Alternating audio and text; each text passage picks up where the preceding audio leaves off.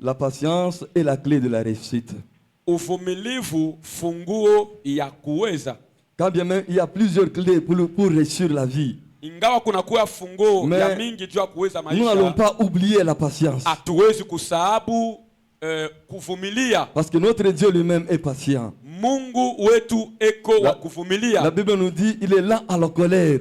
Biblia inatufundisha ya kusema eko muvivu kukusirika. Et riche en bonté. Na mutajiri kwa neema yake. Et c'est sa patience nani patience yake qui nous donne le salut. Ile inatupatia wokovu.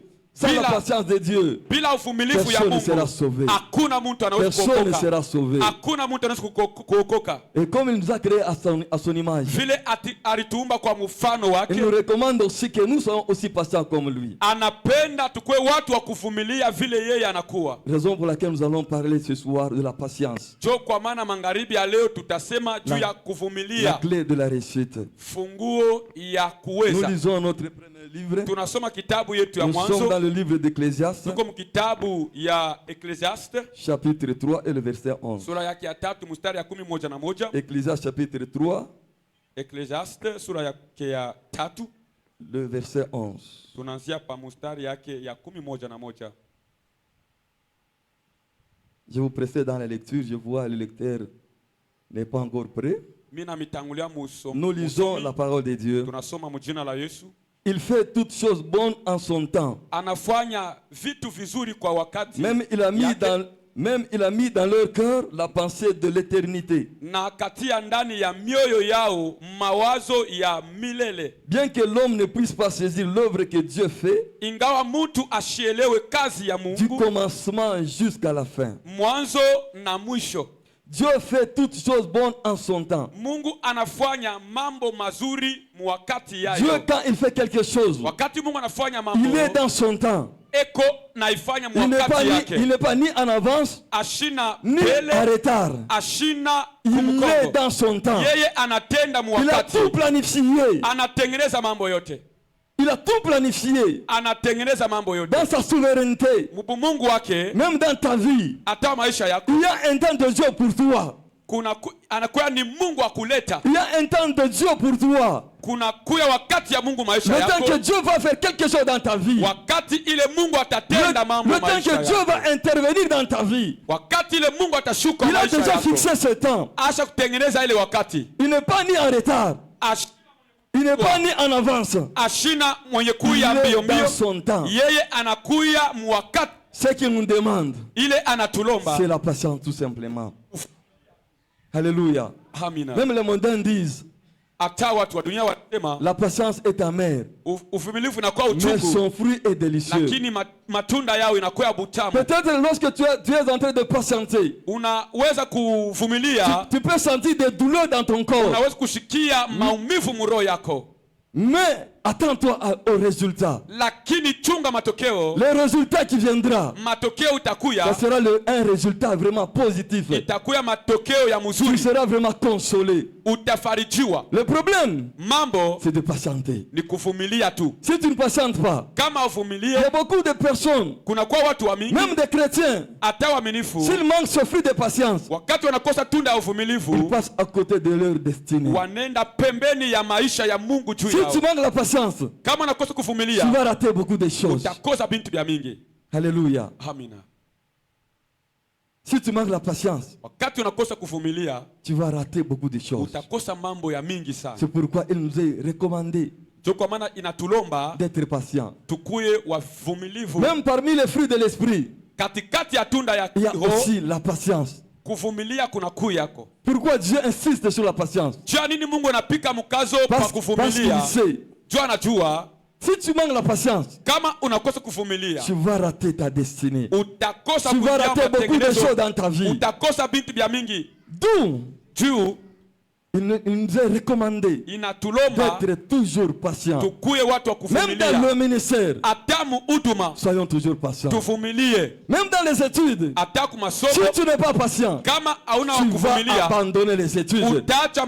Tu vas abandonner le ministère. Tu vas abandonner les affaires par manque de patience. Donc la patience est vraiment indispensable de tout et chacun de nous. Que Dieu nous bénisse abondamment. Alors, nous allons comprendre qu'est-ce que la patience. La patience, c'est quoi? Nous allons définir la patience. Peut-être toi, tu as ta définition. Mais laisse-moi ajouter encore quelque chose dans cette définition que tu connais. La patience, c'est quoi? En hébreu, les Hébreux ont leur façon de définir la patience. Les Hébreux définissent la patience en ce terme. Que la patience est la longueur d'énergie. C'est la longueur de souffle ou de narine. Oui, la longueur de souffle. Si tu n'as pas de souffle, tu peux abandonner l'œuvre que tu fais. Si tu n'as pas d'énergie, tu peux abandonner. C'est pourquoi la patience, c'est la longueur d'énergie. C'est être endurant. C'est avoir de l'endurance. Alléluia. Même les athlètes, ils sont soumis aux exercices physiques. C'est pour avoir de l'endurance. C'est pour avoir le souffle. Si un athlète n'a pas de souffle, lorsque ça devient difficile, il abandonne. Il abandonne. Même un chrétien qui n'a pas de souffle, lorsque ça devient difficile, il abandonne Dieu. Il abandonne les choses de Dieu. Il abandonne même l'œuvre de Dieu. Parce qu'en lui, il manque l'énergie. C'est ça la définition selon les Hébreux. Mais selon les Grecs, les Grecs appellent la patience makrotumia. Ce qui veut dire la longanimité. La longanimité. C'est-à-dire quoi? C'est savoir supporter à ses propres douleurs. Tu sens tes douleurs. Ce sont tes douleurs à toi. Mais tu supportes ça. Tu les supportes. Tu n'abandonnes pas. Parce que ce sont des douleurs. Personne ne peut supporter tes douleurs. C'est ce que signifie la patience selon les Grecs. Chacun de nous parfois il sent des douleurs dans sa vie. Ces douleurs peuvent être externes ou internes. Mais ce sont des douleurs. Lorsque tu sens ces douleurs, mais tu arrives à les supporter, tu n'abandonnes pas Dieu. Ce sont des souffrances. Tu sens que tu es dans une situation vraiment intenable. C'est vraiment insupportable. Mais si tu as la patience, tu vas persévérer. Tu ne peux pas abandonner. C'est ça la patience selon les Grecs. Mais dans le langage courant, patienter du latin signifie pati. Kuvumilia inatokea kwa Latini, inasema pati, ça qui veut dire souffrir. Inasema kuteseka. Pour dire la patience, c'est la souffrance. Ni uvumilivu na kwa mateso. C'est la souffrance. Mateso. Mais cette souffrance a un objectif. Lakini ile mateso inakuwa na kifukuzio. Tu souffres. Unateseka dans ton corps. Ndani ya roho yako. Mais tu as un objectif. Lakini kuna kifukuzio. Que je peux atteindre cet objectif. Tafika mkifukuzio. Et je ne peux pas abandonner. Na hawezi kuacha. Même si la souffrance devient tellement dure. Ataka mateso na kwa nguvu. Même si tu sens que c'est vraiment insupportable. Unashikia kusema inakuwa nguvu. Comme tu as un objectif, vile unakuwa na kifukuzio, tu ne peux pas abandonner. Hauwezi kuacha. Tu attends vraiment le soulagement. Utapata mapumziko. Tu attends le résultat. Unachunga le résultat positif. Matokeo ya mzuri. Alléluia. Amina. Alléluia. Amina. Mais il ne faut pas souffrir en tant que meurtrier. Lakini usiteseke sa mchanja. Il ne faut pas souffrir en tant que voleur. Usiteseke kama mwizi. Toi tu as volé au travail. Uriba kukazi. On te met dehors. Bana kusukuma nje. Et puis tu commences à souffrir. Unaanza kuteseka. Ça ce n'est pas la patience. Ile aina mateso ya kutoka uvumilivu. La patience dont il est question. Uvumilivu iko tunasemezea hapa. La souffrance dont il est question. Mateso tunasemezea hapa. C'est quand tu souffres. Ni wakati unateseka. Mais dans ton cœur. Lakini ndani ya moyo wako. Tu ne te condamnes pas. Audihukumu. La conscience ne te condamne pas. Uvumilivu haikuhukumu. Alléluia. Amina. La conscience ne te condamne pas. Zamiri yako haikuhukumu. Tu te vois que tu marches dans l'intégrité. Unajichunguza na unasema unatembea. Tu marches dans la sainteté. Tu crains Dieu. Tu n'as aucune chose qui peut te reprocher. Hakuna kitu kile kinaweza kukuletea shaka ndani ya moyo wako. C'est cette souffrance dont je suis en train de parler. Na ni ile uvumilivu ile la souffrance en tant que voleur, en tant que pécheur. Haina uvumilivu ya maisha ya mankumba ile tunasemezea hapa, hapana. Alléluia. Amina. Mais si nous consultons le dictionnaire, na wakati tunasoma le dictionnaire nous dit ceci. Inasema hivi. La patience, c'est l'aptitude à ne pas s'énerver des difficultés. Ni hali ya kushirika ya mambo. C'est-à-dire tu as des difficultés. Uko na mambo. Mais tu ne t'énerves pas. Tu supportes même tes erreurs. Tu supportes même tes erreurs. C'est-à-dire nous devons faire preuve de notre souffrance. C'est la qualité de quelqu'un qui sait attendre avec calme. Qui attend la solution avec calme. Il ne murmure pas. Il ne se lamente pas. Alléluia.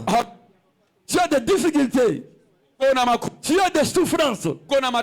Mais tu ne te lamentes pas. Tu es posé. Tu es calme. Tu es constant. Tu endures cela. Mais tu ne changes jamais. Tu endures ces difficultés. Mais tu n'abandonnes jamais les choses de Dieu. C'est ce que le dictionnaire nous dit. La souffrance. Alléluia. Alléluia. Amina. C'est-à-dire la souffrance. Mateso. Si nous analysons ensemble. C'est-à-dire c'est que nous arrivons à conclure que la patience, c'est une attitude que nous devons avoir. En tant que chrétien. À supporter la douleur, à supporter la souffrance, tout en espérant la satisfaction qui vient de Dieu, tout en espérant le soulagement que Dieu va nous donner. C'est ça la souffrance, c'est ça la patience. Alléluia. Alléluia. Tu souffres. Tu fais quelque chose. Tu vois que ça ne va pas. Tu vois que ça ne marche pas. Tu es en train de souffrir. Mais tu attends la consolation qui vient du Seigneur. La consolation que Dieu va te donner. C'est ça la patience. Alléluia. Mais regarde-toi. Est-ce qu'en toi il y a la patience? En toi il y a la patience? Beaucoup de chrétiens abandonnent la voie du salut. Beaucoup de chrétiens donnent même de délai à d'autres dieux. Il dit, Mungu, kama tumi aunipatie Bwana. Seigneur, mimi nakupatia 3 mois. Hii 3 mois kama ipite, utaona wewe mwenyewe. Si je ne porte pas la robe blanche, je vais t'abandonner. Qui doit perdre? C'est Dieu ou bien c'est l'homme? Ni wewe ni Mungu. Dieu ne perd jamais. Mungu ashitapoteza. Dieu, il est Dieu. Mungu anabakia Mungu. Même sans nous, il est Dieu. Il est Dieu. Même c'est nous qui dépendons tout de Dieu. Nous ne pouvons jamais imposer le temps à notre Dieu. Dieu fait toutes choses bonnes en son temps. Il a déjà tout planifié dans son temps. Dans le calendrier de Dieu. Dans le calendrier de Dieu. Dieu a déjà tout planifié. Même ton mariage. Dieu a déjà tout planifié. Même ton ministère, Dieu a déjà tout planifié. Il connaît le temps. Dieu, quand il fait quelque chose, il connaît les tenants et les aboutissants de ce qu'il fait. Il connaît l'origine et la fin de tout ce qu'il fait. Alléluia. Il n'y a que les personnes, il n'y a que les chrétiens qui sont toujours pressés. Il veut agir toujours dans la précipitation. Mais aujourd'hui, Dieu nous recommande d'avoir la patience. Même si c'est amer, mais son fruit est délicieux. Le fruit de la patience est toujours positif. Alléluia. Alléluia. Que Dieu nous bénisse abondamment. Nous allons lire une histoire dans la Bible. C'est l'histoire de David. David doit nous inspirer aujourd'hui quelque chose. David doit nous enseigner qu'est-ce que la patience. Nous sommes dans le livre de 1 Samuel. C'est un long texte. Mais nous allons lire seulement le verset 1 Samuel chapitre 16. Le verset 1. L'Éternel dit à Samuel, quand cesseras-tu de pleurer sur Saül? Je l'ai rejeté afin qu'il ne règne plus sur Israël. Remplis ta corne d'huile et va, je t'enverrai chez Isaïe, Bethlémite, car j'ai vu parmi ses fils celui que je désire pour moi. Le verset 12 et 13. Le verset 12 et 13 dit ceci: Isaïe l'envoya chercher. Or il était blanc, avec des beaux yeux et une belle figure.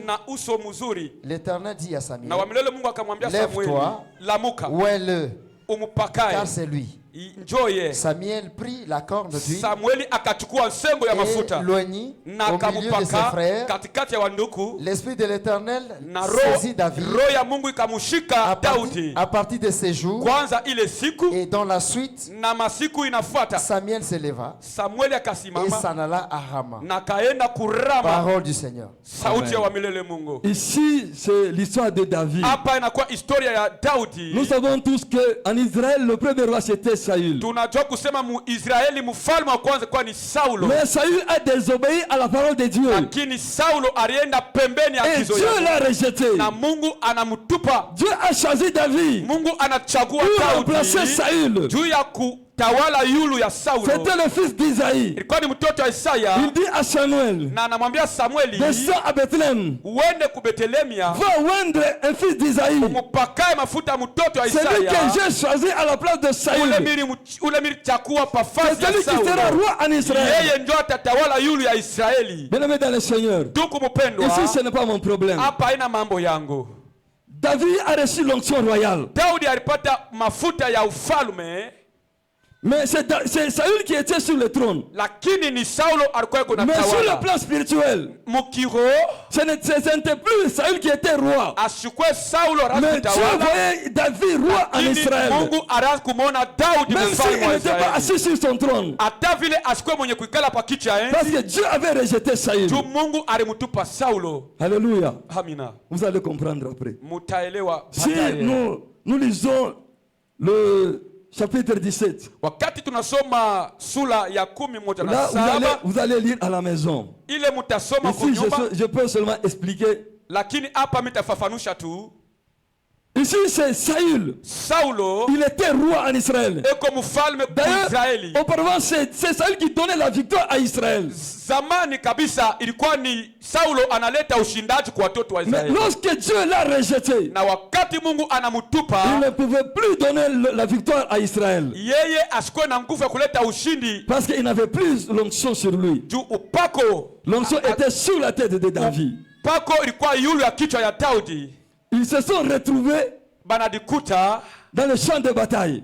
Phase ya vita. De l'autre côté c'était les Philistins. Gambo wengine wa Filistia. De l'autre côté c'était les enfants d'Israël. Huku ngambo watoto wa Israeli. Au milieu c'était la vallée. Katikati bonde. C'est la vallée qui les séparait. Na ni bonde ilikuwa inawatenganisha. Ils voulaient maintenant se battre. Wakati wanafia kupambana. Mais il fut un moment, wakati moja fulani, un homme du côté des Philistins mtu ngambo ya Filistia est descendu dans la vallée. Anashuka chini ya bonde. Il a lancé un défi à Israël. Analalamika na kusema mbele ya watoto wa Israeli. Il a dit ceci. Anasema hivi, ça ne sert à rien que vous rangez pour vous battre contre nous. Misione faida ya mwe kupangana na tupambane na mwe. Mais je demande une chose. Lakini naomba kitu moja. Donnez-moi une personne seulement. Patie mtu moja. Qu'il vienne me battre. Ule atanipika. Qu'il vienne se battre avec moi. Yeye akombane na mimi. Si il me tue. Wakati ananiua. Vous avez la victoire. Ni kusema mnapata ushindi. Si moi je le tue. Wakati mimi namuua. C'est nous qui avons la victoire. Ni mwe mnapata ushindi. Personne ne pouvait descendre. Hakuna mtu hata moja. Personne ne pouvait affronter Goliath. Parce que c'était Goliath. Il était un géant. Goliath alikuwa kafiata. Même Saül était là. Na Saulo alikuwa pale. Il ne pouvait plus descendre. Ashikutenke. Ils ont fait 40 jours et 40 nuits. Banafanya mashiku 14 et wa Philistin. Il injuriait Israël. Anachambula taifa la Israeli. Il injuriait même le Dieu d'Israël. Anachambula Mungu wa Israeli. Et personne ne pouvait hakuna mtu descendre alipenda kushimama pour se battre contre lui. Jua kupika vita huyu Mfilistia. Alors David est arrivé. Daudi anafika. Lorsque David est arrivé, wakati Daudi anafika, il a entendu. Anasikiliza. Il a dit, moi, miye, je vais battre ce Philistin. Tamupika je vais le tuer. Mitamuua. Malgré sa taille. Ingawa urefu moi, je vais le tuer. Mimi tamuua. Et David, na Daudi, après tout, il a tué ce Goliath. Goliath. David a donné la victoire à Israël. Daudi analeta ushindi. Après avoir donné la victoire à Israël, wakati analeta ushindi, lorsqu'il rentre maintenant dans le camp, wakati anarudia ndani ya kambi, les femmes wamama ont commencé à chanter. Wanaanza kuimba. Ils ont dit ceci. Wanasema hivi. Ces femmes-là dansaient et chantaient. Na hao wanamuke wanaanza kuimba. En présence de Saül. Pembeni ya Saulo. En présence de David et de Saül. Uwapo ya Saulo. Elle disait ceci. Wanasema hivi. Saül a tué ses 1000. Et Saulo anaua 100. Mais David a tué ses 10 000. Lakini Daudi anaua 110. Lorsque ces femmes ont commencé à chanter ceci. Wakati hao wanamuke wanaanza kuimba hivi. Et Saül a entendu cela. Saulo akasikiliza ile. Saül était mécontent. Saul akashirika. Il a dit ceci. Akasema hivi. C'est à moi qu'on donne les 1000. Ni kwangu mimi wanapatia 100. Lakini Daudi 110. C'est David, c'est lui qu'on donne le trône. C'est lui qu'on donne la royauté. Saül était mécontent. C'est là que les problèmes ont commencé. C'est là que la souffrance a commencé. David a commencé à souffrir. David connut une grande souffrance. Parce que Saül voulait le tuer. Saül le pourchassait partout où David vivait. Il voulait tuer David. Parce qu'il a compris que c'est David qui sera roi en Israël. Il était vraiment mécontent. La haine a monté dans son cœur. Il a cherché par tous les moyens de tuer David. Qu'est-ce que David a fait? David n'a rien fait de mal. C'est celui qui a donné la victoire à Israël. Mais pourquoi Saül voulait le tuer? Pourquoi Saül voulait le tuer? Est-ce que David a mal fait? Pas du tout, bien aimé. Alléluia. Mais David a commencé à souffrir. David a commencé à souffrir, bien aimé. Il a commencé à souffrir. Même pour manger. Il fallait David va se battre afin de récupérer le butin. C'était ça la vie de David. Parce qu'il ne pouvait pas rester dans la ville. S'il restait dans la ville, Saül devait le tuer. Il le pourchassait partout où il allait. Alléluia. Alléluia. Est-ce que nous sommes là? Manifestons d'abord notre présence. Alléluia. La souffrance a commencé dans la vie de David. Sans rien faire. Mais David dans son cœur, il savait, il connaissait qu'après Saül, c'est moi qui devais le remplacer. David n'a pas abandonné Dieu. David n'a pas abandonné Dieu. David ne se plaignait jamais. David ne murmurait jamais. Parce qu'il avait un objectif en lui. Il savait que c'est moi, qu'il plaît ou qu'il neige, je serai roi en Israël. Alléluia. Il avait un objectif en lui. Mais Saül le cherchait partout. Lisons 1 Samuel 24. 5 et 8. 1 Samuel 24. Samuel 24, le verset 5 et 8. 5 et 8 dit ceci. Après cela, le cœur lui battit parce qu'il avait coupé le pan du manteau de Saül. Et il dit à ses gens que l'Éternel me garde de commettre contre mon Seigneur, loin de l'Éternel, une onction telle que de porter ma main sur lui.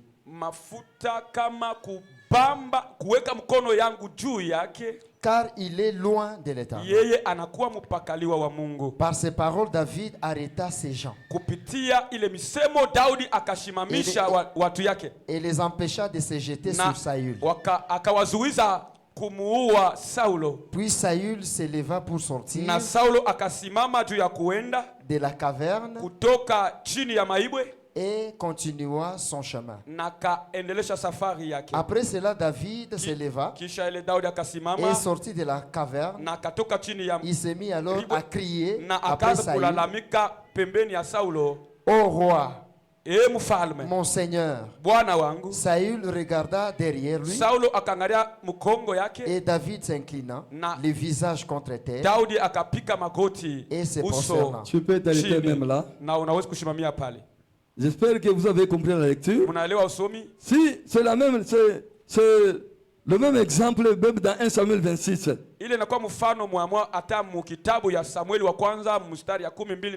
On commence par le verset 7. David et Abishai allèrent de nuit vers le peuple, et voici Saül était couché et dormait au milieu du camp, et sa lance était fixée en terre à son chevet. Abner et le peuple étaient couchés autour de lui. Abishai dit à David: Dieu livre aujourd'hui ton ennemi entre tes mains. Laisse-moi, je te prie, le frapper de ma lance et le clouer en terre d'un seul coup, pour que je n'ai pas y à revenir. Mais David dit à Abishai: ne le détruis pas, car qui pourrait impunément porter la main sur l'oeil de l'Éternel? Et David dit: l'Éternel est vivant, c'est à l'Éternel seul à le frapper. Soit que son jour vienne et qu'il meure, soit qu'il descende sur un champ de bataille et qu'il périsse. Loin de moi, par l'Éternel, de porter la main sur loin de l'Éternel. Prends seulement la lance qui est à son chevet avec la cruche d'eau et allons-nous-en. La lecture est longue vraiment. Ici, si nous comprenons bien, c'est Saül qui pourchassait David. Il voulait à tout prix le tuer. Et lorsqu'il est pourchassé, mais David a eu l'occasion nette, même à 2 reprises, l'occasion en or de pouvoir tuer Saül. Il a tué Saül. Il a poursuivi. Saül était profondément endormi. David pouvait le tuer. Daudi alikuwa na bahati ya kumuua. Parce que c'est lui qui était la cause de ses souffrances. Yenjo alikuwa anateseka. Il pouvait le tuer. Alipaswa kumuua. Mais David ne l'a pas fait. Lakini Daudi asikumuue. Alléluia. Amina. Alléluia. Amina. Si c'était toi et moi. Kama ni wewe na mie. Ule mtu atushia pakaji. La personne qui t'a licencié et qui commence à souffrir, si Dieu te donne une occasion, tu peux le faire aussi licencier comme David n'a pas fait cela. Il a refusé de commettre un meurtre. Il a refusé de commettre un crime. Il a dit je ne peux pas faire ça. Même si c'est lui qui me fait souffrir. Mais moi, je sais un jour, je serai roi en Israël. C'est à l'Éternel seul de le tuer. Pas moi. Je ne peux pas. Alléluia. Amina. Alléluia. Amina. Mara mingi. Beaucoup de fois, la souffrance que nous connaissons, si tu sais que c'est lui qui te fait souffrir, autant de fois, quelle est notre réaction? Quelle a été toujours notre réaction? Ni toujours se venger. Mais c'est David qui avait l'onction royale. Il devait précipiter la mort de Saül afin qu'il prenne son trône. Mais David n'a pas fait. Il n'a pas fait cela. Bien-aimé dans le Seigneur, je veux dire par là quoi? Tu as le ministère en toi. Dieu t'a dit que tu es un prophète. Tu es un pasteur. Mais si tu n'es pas patient, tu vas précipiter les choses sans la volonté de Dieu. Tu vas précipiter les choses sans le temps de Dieu. Il y a certaines personnes qui disent on m'a mis de crocs à jambe. J'ai de grâce à moi. J'ai des dons à moi. Mais le pasteur me met des crocs à jambe. L'apôtre me met des crocs à jambe. J'ai la grâce de Dieu à moi. Comme ça. Et comme on me met des crocs à jambe, je me lève et que je m'en vais commencer. Je laisse-moi te dire, bien-aimé, une église. Laisse-moi te dire, là où tu iras, ce que tu feras, ça ne sera pas le ministère de Dieu, mais c'est ton propre ministère. Parce que ce n'est pas dans le temps de Dieu. Ce n'est pas dans le calendrier de Dieu. Il y a beaucoup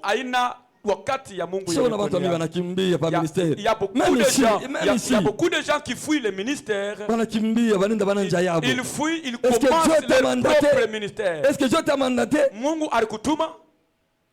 Alléluia. Amina. Même si tu as un ministère, bien, tu as l'assurance qu'en moi il y a un ministère. Il faut toujours attendre le temps de Dieu.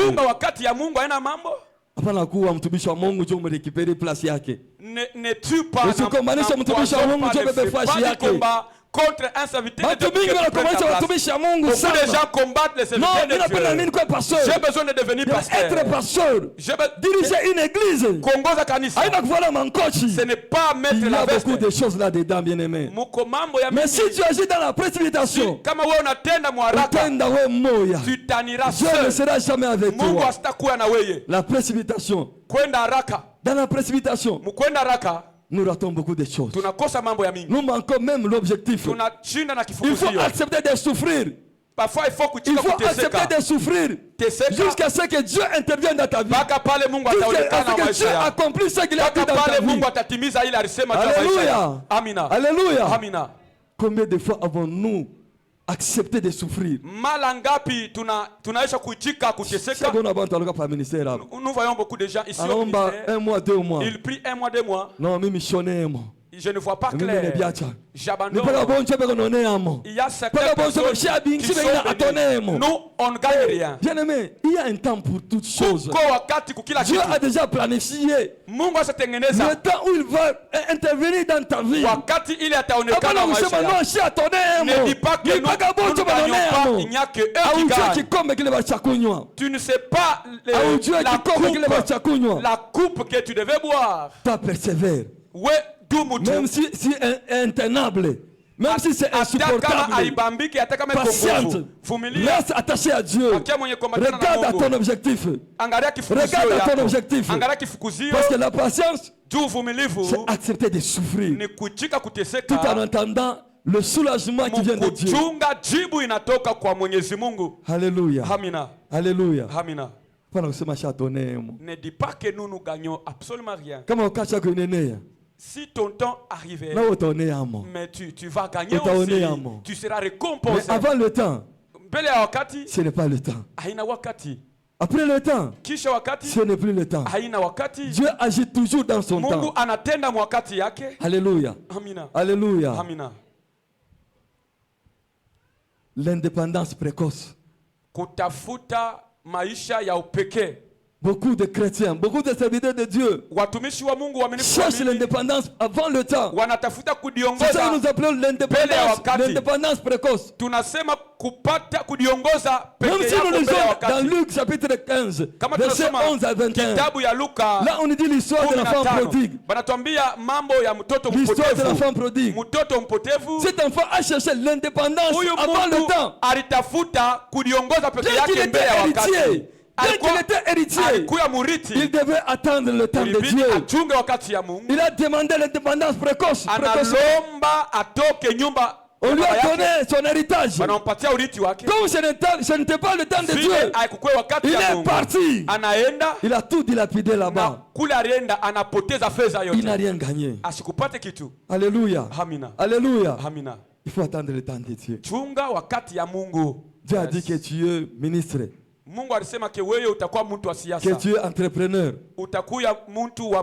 Que tu es député. Attends le temps de Dieu. Attends le temps de Dieu. Tu es millionnaire. Dieu a dit ici il y a des millionnaires. C'est-à-dire tel que nous sommes ici, nous sommes des millionnaires. Mais il faut attendre le temps de Dieu. Unasikia kaje kama unapata $1000. Kama unapata $1000, unasikia kaje? Tu sens comment ton cœur commence à courir. Unashinda gérer $1000. Tu échoues de garder $1000.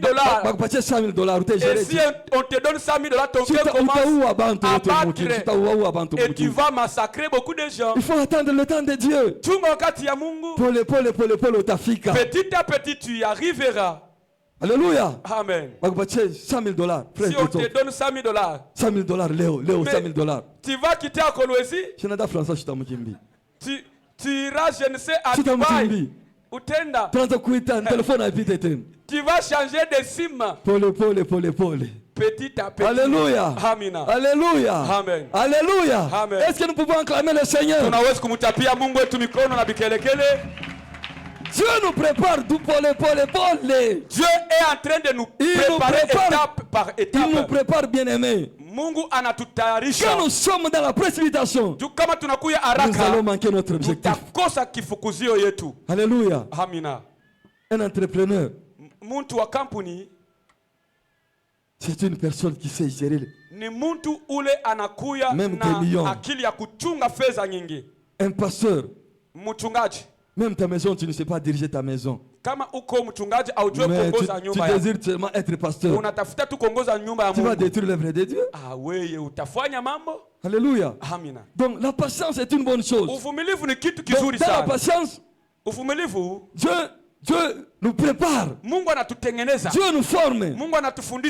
Il faut chercher l'information possible pour être millionnaire, pour être entrepreneur. Il faut avoir de l'information. Même David, il avait l'onction royale. Il s'est informé auprès du Sahel. Alléluia. Notre Congo. Si nous souffrons aujourd'hui, c'est parce que nous avons l'indépendance précocement. Et aujourd'hui, ce sont les Occidentaux qui nous disent des choses. Et aujourd'hui, nous sommes en train de souffrir. Si on avait attendu, on ne serait pas en train de souffrir comme on le voit. Alléluia. Amen. L'indépendance précoce. Kudiongoza peke yake mbele ya wakati. Nous voulons chercher toutes choses dans la précipitation. Là, nous allons échouer. Alléluia. Amina. Il faut accepter de souffrir. Inabidi tuchike Mais kuteseka, avec un objectif. lakini na kifukuzio mwa fulani. Vous savez, même l'autre fois, mon père a posé la question de savoir si parmi nous, il y a les gens qui ont gêné. Ou bien il y a les gens qui n'ont pas gêné. J'ai vu les gens lever leurs bras. Que je n'ai pas gêné. Ils n'ont pas gêné pourquoi? Ils ne supportent pas la souffrance. Ils ne supportent pas la souffrance. La souffrance de la famine. Ils ne veulent pas supporter ça. Ils veulent toujours manger. On ashinda. Kufunga il échoue. On ashinda kujene. Tu échoues de gêner. Mais on n'appelle pas quoi mtu munene. Tu veux devenir grand. Comment on ashinda supporter jeune? Si tu ne sais pas jeûner un seul jour. Alléluia. Amen. La souffrance. Mateso. Mais avec un objectif. Lakini na kifukuzio. C'est très important. Iko ya faida. C'est tellement important. Iko ya faida sana. Que Dieu nous bénisse abondamment. Que Dieu nous bénisse abondamment. N'est-ce pas, tu as la promesse de Dieu?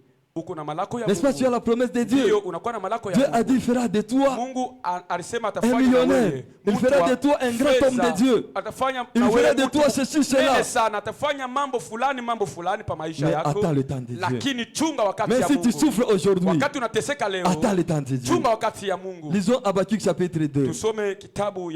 Habakkuk chapitre 2, le verset 3. Habakkuk chapitre 2, verset 3. C'est une prophétie dont le temps est déjà fixé. Elle marche vers son terme. Et elle ne mentira pas. Si elle tarde, attends-la. Car elle s'accomplira. Elle s'accomplira certainement. Tu as la prophétie de Dieu. Dieu t'a déjà parlé. Même si la prophétie tarde, la parole de Dieu nous dit ceci. Attends toujours. Même si tu souffres aujourd'hui, attends toujours, bien-aimé. Cette prophétie va s'accomplir. Va s'accomplir certainement dans ta vie. Ce que Dieu nous demande aujourd'hui, c'est la patience. C'est la patience. Quand le temps de Dieu arrive dans ta vie, acha nikonese. Kama wakati Mungu ninapo maisha yako, Shetani apende asipende, que le diable le veut ou pas, balozi bapende wasipende, que les sorciers en veulent ou pas, lorsque le temps de Dieu arrivera dans ta vie, ce que Dieu a dit, il l'accomplira toujours. Le mariage dont Dieu t'a promis et le sorcier le veut ou pas, ce que Dieu t'a dit, ton mariage, tu y entreras avec honneur au nom de Jésus. Le travail que Dieu t'a promis, même si les gens se moquent de toi, même si tu n'as pas l'argent, laisse-moi te dire, le travail que Dieu a dit, tu l'auras certainement. Que le sorcier se lève, qu'il bloque le passage, ils s'étonneront un jour. Le temps de Dieu arrivera et toi tu auras ton travail. Pourquoi? Parce que nous dans le temps de Dieu, même Satan, il ne peut jamais empêcher le temps de Dieu. Il ne peut jamais empêcher la main de Dieu dans ta vie. Le problème c'est nous. Le problème c'est nous. Nous devons attendre le temps de Dieu. Si nous voulons agir dans la précipitation, nous allons échouer. Nous allons échouer. Oui, bien-aimé dans le Seigneur. Quand nous lisons Genèse chapitre 8, là, vous allez lire à la maison. Là, on nous montre l'histoire. On montre l'histoire de la colombe. L'histoire de Noé. C'est après le déluge. Après le déluge, Noé voulait savoir si l'eau a diminué. Il a ouvert la fenêtre. Il a envoyé le corbeau. Le corbeau est allé. Il n'a pas trouvé la place où planter la plante de ses pieds. Le corbeau est revenu dans l'arche. La Bible nous dit, après 40 jours, Noé lâcha la colombe. Noé a attendu 40 jours pour lâcher la colombe. La colombe est sortie. La colombe n'a pas trouvé la place où elle pouvait mettre ses pieds. Elle est rentrée. La Bible nous dit, Noé a attendu encore 7 jours. Après 7 jours, il a lâché la colombe. La colombe est partie. La colombe est revenue avec une feuille d'olivier. Elle rentre encore dans l'âge. Noé a attendu encore 7 jours. Après 7 jours, Noé a lâché la colombe. Et la colombe est partie sans revenir. C'est-à-dire c'était le temps de Dieu. Bien-aimé, tu as le ministère. Tu as le ministère. Attends le temps de Dieu. Il faut aller dans le ministère avec les bénédictions de tes parents. Il faut que ton pasteur te bénisse. Que l'onction de ton pasteur t'accompagne. Sinon, tu vas échouer. Sinon, il y a beaucoup de jeunes serviteurs. Ils sont toujours dans la précipitation. Ils ne veulent pas souffrir pour attendre le temps de Dieu. Si le temps de Dieu arrive, je répète encore. Si le temps de Dieu arrive dans ta vie, personne ne peut t'empêcher. Personne ne peut t'empêcher. Même les anges ne peuvent jamais t'empêcher. Même les démons ne peuvent jamais t'empêcher. Même les sorciers ne peuvent jamais t'empêcher. Même les gens ne peuvent jamais t'empêcher. Parce que c'est ton temps. Alléluia. Il faut toujours patienter. Même si tu souffres, il faut patienter. David n'a pas tué Goliath. Saül. David n'a pas tué Saül pour le remplacer. Il a attendu le temps de Dieu. Et après cela, bien aimé, n'est-ce pas, David était roi en Israël. Mais s'il avait agi dans la précipitation, il allait commettre un meurtre. Alléluia. Que Dieu nous bénisse. La patience, c'est attendre sans murmurer. Unachunga wakati ya Mungu bila kuliaria, bila kunona nona, bila hata kusema sema, bila kutafuta vitu vingine. Unachunga wakati ya Mungu na wakati ya Mungu. Vile Mungu ashakusema itenea paka il accomplira qu'il monte, qu'il pleuve ou qu'il neige, le temps de Dieu arrivera dans ta vie. Combien de fois nous murmurons? Combien de fois nous nous lamentons? Et nous allons prier maintenant. Nous allons demander pardon à notre Dieu. Parce que souvent, nous murmurons. Nous nous lamentons. Oh, châtonné-moi. Ni pas avoir njoma nonemo. Ni na basana. Je ne vois ce n'est pas ton temps. Ce n'est pas ton temps. Quand le temps de Dieu arrive dans ta vie, étonnez-moi. Nous voulons maintenant prier. Nous allons demander pardon. Parce que plusieurs fois, nous murmurons. Nous murmurons. Nous nous lamentons. Nous disons même des choses négatives contre notre Dieu. Nous allons prier et demander pardon. Chacun de nous connaît sa vie. Tu connais ta vie, bien-aimée. Ça ne sert à rien de te prophétiser. Tu sais combien de fois tu as murmuré. Combien de fois tu t'es lamenté. Parce que tu ne vois rien. Tu as prié, tu ne vois rien. Tu t'es lamenté. Tu as pris même la décision de consulter même les féticheurs. Tu as pris même la décision de retourner dans le péché. Demande pardon à notre Dieu. Il est lent à la colère. Notre Dieu est miséricordieux. Il est riche en beauté et lent à la colère. Nous allons entrer en prière et demander pardon parce que nous avons beaucoup murmuré. Nous avons lamenté beaucoup. Entrons en prière.